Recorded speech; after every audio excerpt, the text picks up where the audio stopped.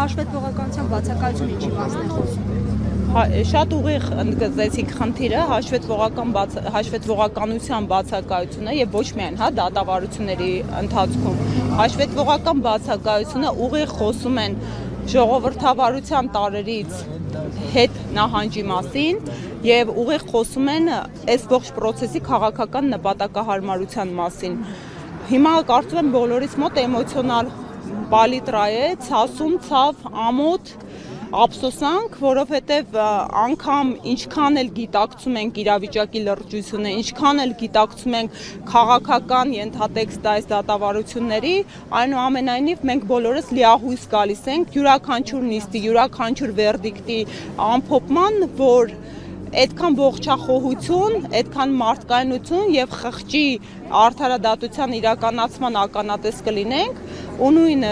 Սրբազանի պարագայում, ամեն դեպքում փոքր հույսի նշույլով եկանք, որ դատարանը չի գնա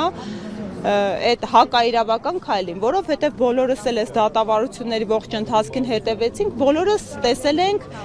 փաստական առումով մեղադրանքի կողմի բոբիկությանը։ Այստեղ ընդհանրապես հանցակազմի առկայության տեսանկյունից է խնդրահարույց այս գործի առկայությունը, սկզբից մինչև վերջ այդպես էլ փաստական հանգամանքների առումով Սրբազանի մեղքը, իրեն առաջադրված մեղադրանքը հավաստող որևէ փաստ, վկայություն չի ներկայացվել ու կրկին նշում եմ, այս մեր հայոց պատմության հերթական ամոթալի էջերից է,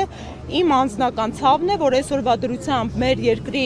հարգարժան սրբազաններից մեկը իր հայկական ծագումնաբանության Հեկումյանների, Հաջապահյանների հետնորդը, ժառանգը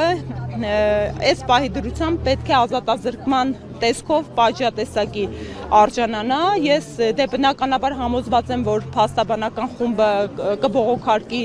այս որոշումը եւ ես վերդիկտը եւ ես լիահույս եմ, որ վերաքննության ընթացքում այնուամենայնիվ